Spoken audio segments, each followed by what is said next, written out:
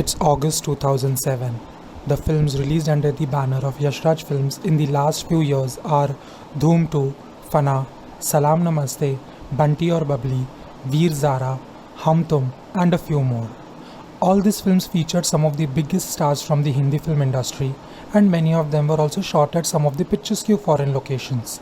The first two films released by YRF in 2007, Tara Rampam and Jhoom Barabar Jhoom, didn't receive much love from the audience. Chak De India had Shah Rukh Khan and 16 girls with hockey sticks. A larger Hindi film audience was not used to watching such a film from YRF.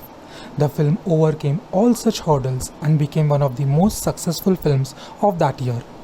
The success was even more special as the reason for it was unexpectedly not just Shah Rukh Khan. Writer Jaideep Sahani and Shimit Amin ensured that Chak De India is an extraordinary film in every possible way. They told the story of the journey of the Indian women's national hockey team who won the World Cup under the guidance of the former captain of the Indian men's national hockey team. He was shunned by the country many years ago after India lost the World Cup to Pakistan. The film may look like it's his story of getting back his lost honor, but it is much more than that. The writer and director introduced us to that unexplored India in which we live every day but refuse to identify many problems in it. The film is also little more than just diverting our attention towards gender equality in every way. In many instances, we see how the struggle is always harder for women. Married men want their wives to prioritize family over their passion and dreams. A cricketer fails to understand the place hockey holds for his fiancée. They believe a career is not important for women as it is for men. Haryanvi parents assume that their daughter won't continue to play hockey after getting married.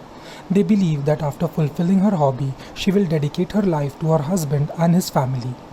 Amidst all this, seeing a Muslim mother from Uttar Pradesh encourage her daughter to play hockey and make her family proud feels highly refreshing. Chak De India scores high by depicting the importance of unity in all walks of life. When Shah Rukh Khan says, "They were states then, they are states now," it shows how indifferent we are to this divide. When he says, "I neither see nor hear the names of the states, I only see and hear India," we feel the kick of patriotism. The display of persistence is equally wonderful.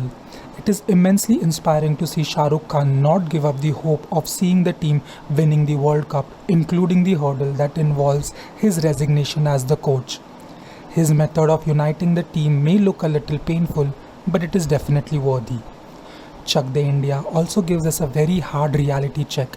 Many may look at it as encouraging portrayal of problems that make us very uncomfortable. I thought the makers thought of showing it because it exists.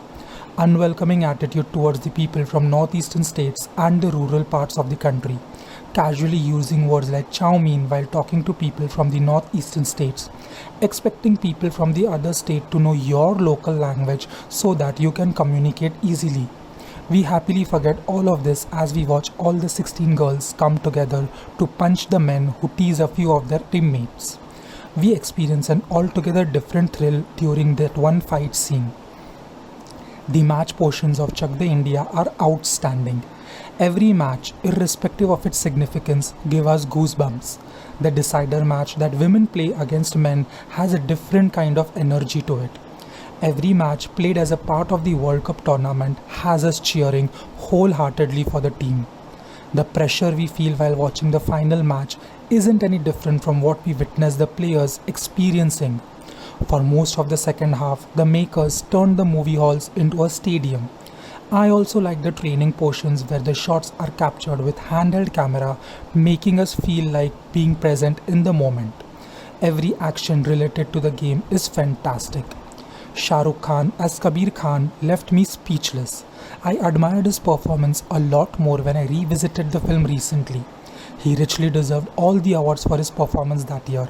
This one will remain among my top few best performances of the actor. It is good to see him share the spotlight with every other co-actor in the film. All the girls seem to have lived their respective characters. Their performance looked inexplicably natural.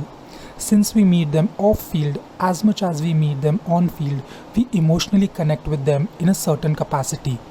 The performances in the film is one of the winning goals of the film hits. The surprise goal of the film that makes it a winner has to be the music and the background score composed by Salim-Sulaiman. The album of Chak India continues to be one of the most favorite unconventional album of this composer duo. Every song has a great recall value. Not to forget how the title track remains to be the first choice of the news channel every time India makes us proud in any sport. The background score pumps in the right amount of energy in a particular moment. Bad Bad Girls playing during the training sessions creates an altogether different vibe. The emotional tunes also strike the right chord, leaving us teary-eyed at specific moments. Chak India will always make for a compelling watch. I must have revisited the film after more than a decade, and I can't explain the joy I experienced this time. It wasn't the same as it was while watching it on the big screen, but surprisingly, it was better. I feel like calling the film a mood changer. It cheers you up like nobody's business. This one is a winner in every sense. I can't thank the makers enough for making this gem which goes beyond sheer entertainment. Thank you for watching the video guys and giving your ear to this year. Thank you so much.